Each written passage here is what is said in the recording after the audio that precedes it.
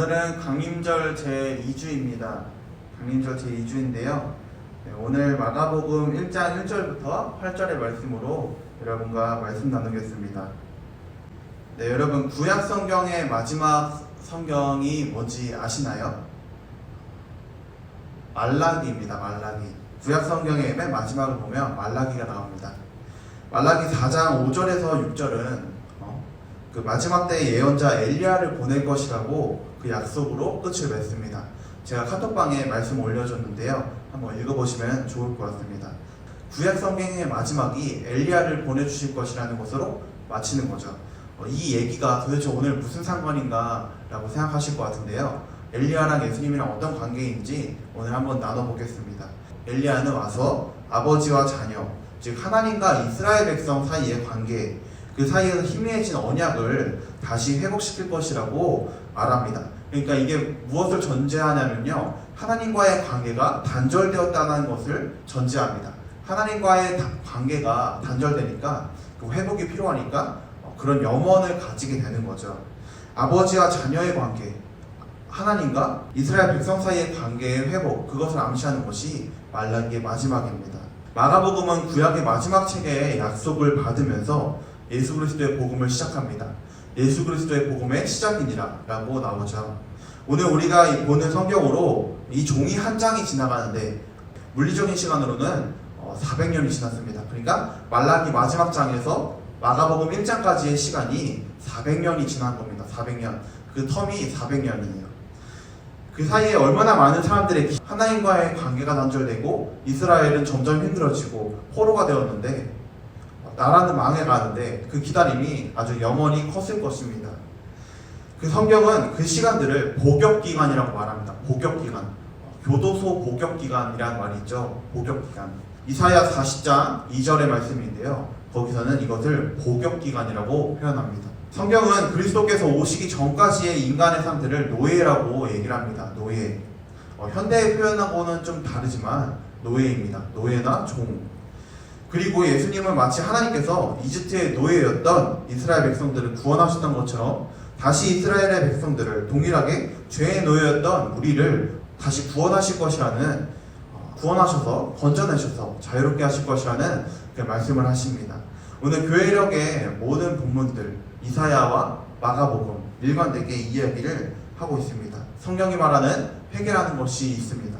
그 회개라는 것은 단순히 죄를 지은 것을 뉘우치는 것만을 의미하는 것은 아닙니다.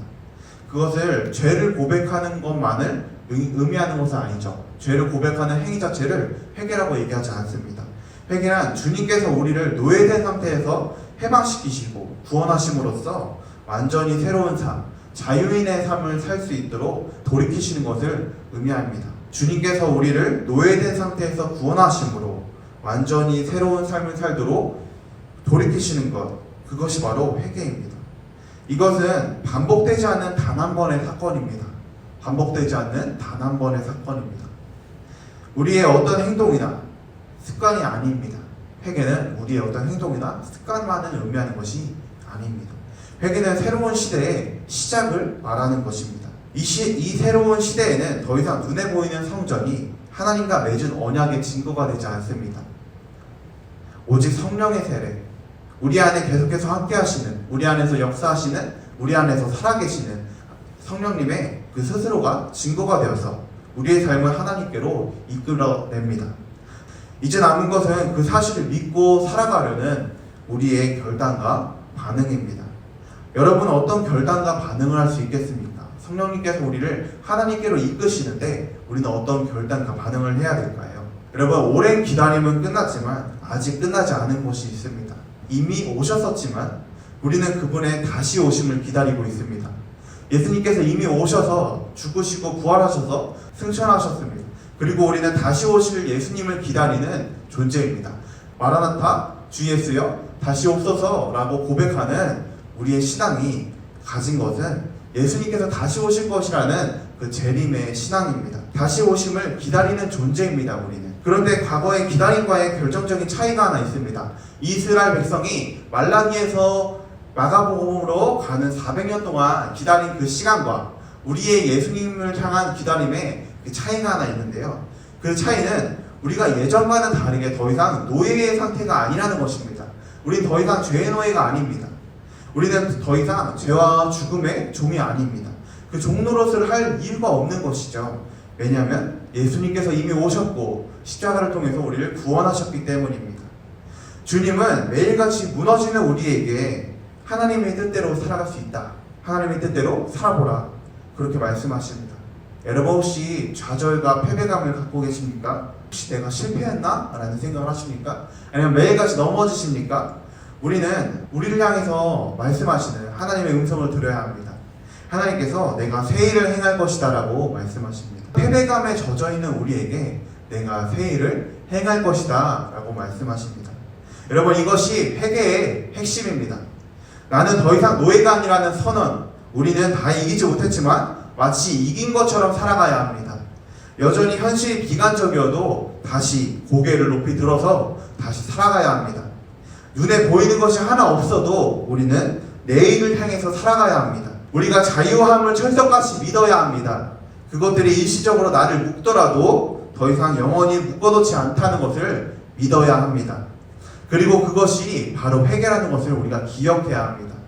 여러분 오늘 회개에 대해서 새로운 정의를 여러분에게 알려드렸습니다. 회개란 이런 것입니다.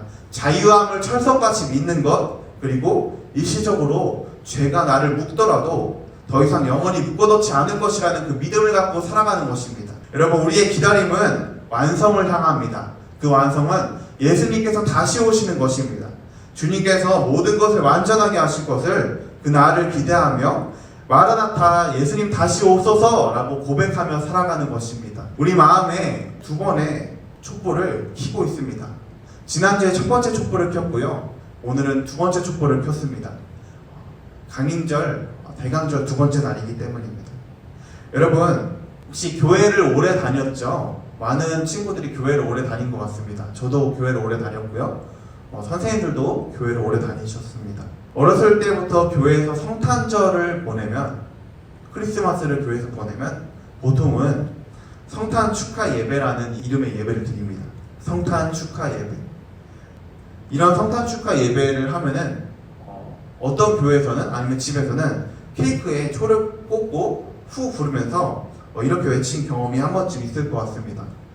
예수님 생일을 축하합니다. 예수님의 생일을 축하합니다라고 촛불을 불고 이렇게 했을 것 같아요. 근데 여러분 예수 그리스도가 인간으로 태어난 날 그것이 왜 축하받는지 혹시 생각해 보신 적 있으신가요?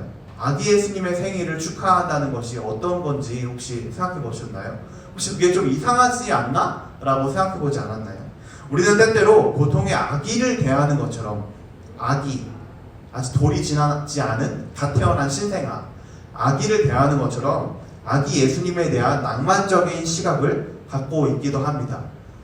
그 낭만적인 시각은 어떤 것이냐면요. 예수님을 대할 때 돌잡이를 하는 아기, 그런 아기를 바라보면서 흐뭇해하는 것이죠. 그리고 그런 흐뭇함을 갖고 보내는 크리스마스만을 낭만적인 크리스마스라고 생각하고 이상적으로 여깁니다. 크리스마스란 그래야 한다고 생각하는 거죠. 하지만 예수님의 탄생의 그 전반적인 배경과 역사를 살펴보면, 그리고 그 예수님의 탄생의 목적을 살펴보면 꼭 그렇지만은 않습니다.